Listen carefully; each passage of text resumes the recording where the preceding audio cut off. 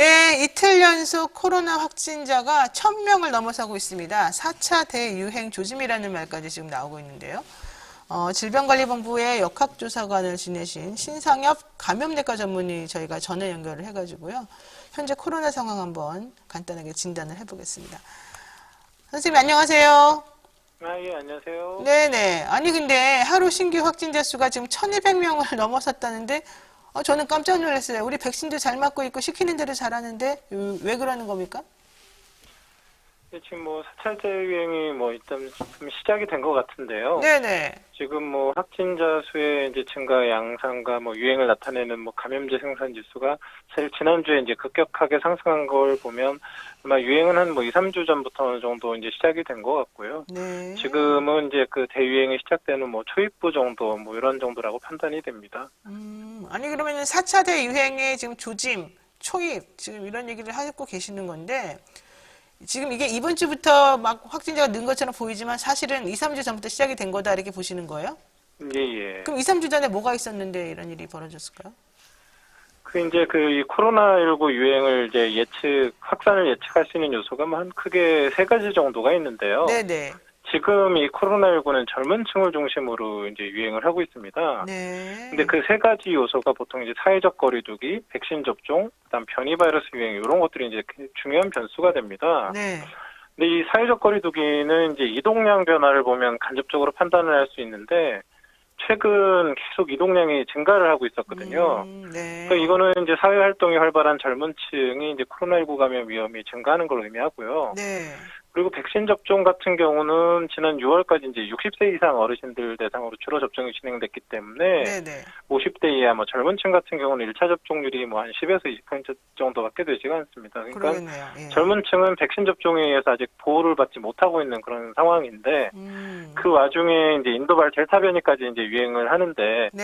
이 델타 변이는 이 변이 이전 바이러스보다 전파력이 2배 이상 좀 강해졌다고 알려져 있거든요. 네. 그러니까 이제 여러 조건들이 젊은 층 중심으로 코로나19 유행이 급격하게 확산할 수 있는 조건들이 갖춰졌고 그러면서 이제 이 유행이 시작된 걸로 보입니다. 그러군요. 자, 그래서 지금 좀 전에 선생님 말씀해 주신 것처럼 백신 접종 순서가 현재는 이제 의료진 다음에 나이 순으로 사실 우리가 지금 진행을 하고 있었었는데 그분들이 좀 위험할 수 있다고 생각해서. 근데 오히려 젊은 층을 먼저 접종해야 되는 게 아니냐 이런 말이 나오죠. 왜냐하면 지금 수도권하고 서울하고 비교해 보면은 서울은 거리두기나 이런 게 좀 엄격히 시행이 되더라도 수도권은 그런 제한이 좀 완화가 돼 있으니까 서울에 있던 젊은이들이 아예 차를 타고 그 시간이 넘어가면은 수도권으로 가버린다는 거예요. 그래서 그쪽에서 완벽하게 또 막 이렇게 좀 퍼뜨리고 다시 돌아오고 막 이런 악순환이 있었기 때문이다. 이런 얘기가 지금 나오더라고요.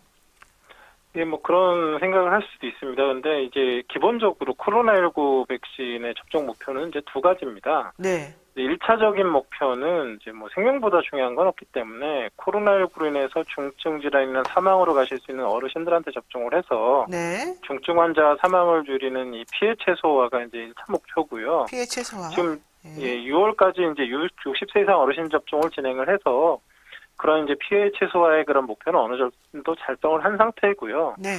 이제 이후에는 이제 2차적인 궁극적인 목표는 이제 전 국민 예방 접종을 통해서 집단 면역을 달성해서 가능하면 코로나 이전의 일상으로 돌아가자. 이게 이제 어찌 보면 궁극적인 목표가 될 텐데요. 네네.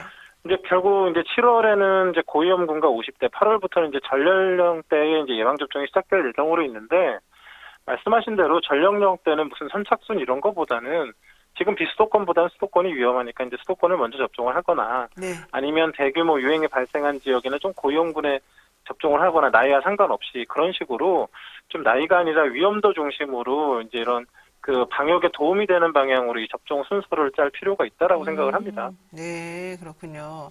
자, 그런데요. 어쨌든 그래서 정부에서는 거리두기를 일단 일주일 정도 더 유지하겠다 이런 얘기를 하면서 조금 더 심각해지면은 아예 아주 강력한 단계, 4단계? 여기까지도 갈 수 있다고 지금 김부겸 총리가 말하고 있어요. 그러면 거리두기 단계를 더 높일 필요성이 있다. 이렇게 지금 보십니까? 지금 새로 개편된 사회적 거리두기가 있고 이제 거기에 따른 기준이 있습니다. 네.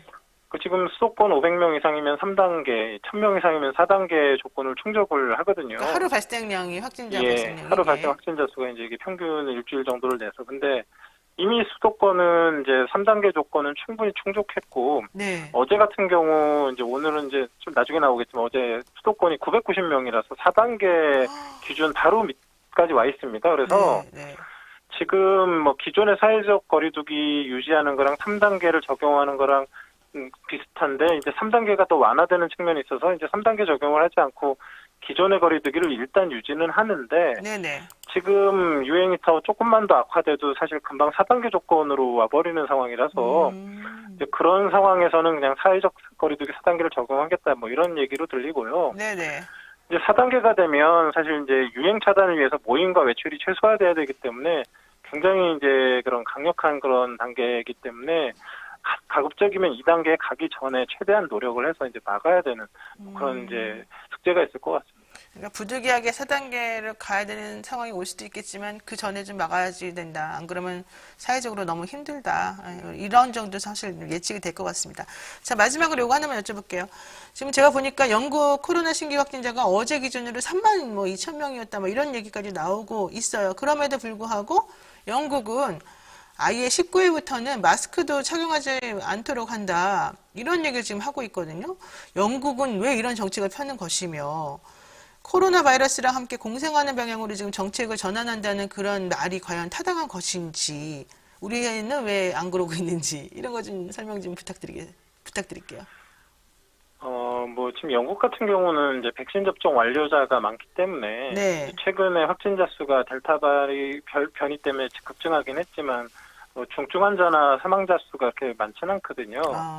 그래서 이제 그런 토대하에서 이제 한번 공생을 시도해보는 그런 정책이라고 생각은 하는데, 네. 지금 WHO에서도 이렇게 사회적 거리두기 완화하는 거 위험하다라고 경고를 하고 있고, 제 개인적으로도 지금 사회적 거리두기나 이렇게 마스크 착용을 안 하게 되면 네. 확진자 수 급증에 따른 의료 시스템 붕괴가 올 수도 있거든요. 네. 그래서 우리는 아직 뭐 백신 접종이 충분하지 않기 때문에 뭐 이렇게 따라할 수도 없는 정책이긴 하지만, 네. 영국이 어찌 보면 뭐 나름의 위험을 감수하고 선택을 했으니까 그 결과를 보면서 우리가 이제 향후 방역에 뭐 참고가 될 수는 있을 것 같습니다. 아, 그렇군요. 또 영국은 영국 나름대로 뭐 얘기가 있겠죠. 우리는 우리 나름대로의 또 기준이 있는 거고. 네, 오늘 말씀 여기까지 잘 들었습니다. 선생님, 고맙습니다. 네, 고맙습니다. 네. 자, 지금까지 우리 코로나19 갑자기 확진자 늘어나는 것에 대해서 좀 전문가 말씀 듣고 좀 도움 말씀 얻었습니다. 자, 노영희의 뉴스 인사이다죠. 오늘 방송 어떠셨는지 한번 좀 궁금하기도 하고요. 지금 댓글로 얘기해 주신 분들 중에서 새로운 사실을 알게 되어서 매우 좋습니다. 이런 얘기도 해주셨고요. 또 매우 씁쓸해지는 상황입니다. 뭐 이런 얘기도 해주셨고요. 또 이수정님 같은 경우에는 윤 전 총장 후쿠시마 오염수 발언 관련된 얘기도 해주셨는데요. 이렇게 여러 가지 의견 주시니까 정말 힘이 나고 앞으로 또 어떤 방향으로 방송을 좀 해봤으면 좋겠는지 또 갑자기 감이 팍팍 오는 것 같습니다. 자, 오늘 저희들이 지금 했던 이런 방송 아니더라도 여러분들이 꼭 하고 싶은 말 또 혹은 방송에 도움될 만한 말 있으면 언제든지 올려주시고요. 구독, 좋아요도 잊지 마시고 꼭 눌러주세요. 네, 노영희의 뉴스 인사이다. 오늘 준비한 방송 여기까지입니다. 저는 내일 아침 7시 30분에 또다시 상큼하고 새로운 모습으로 돌아오겠습니다. 여러분 고맙습니다.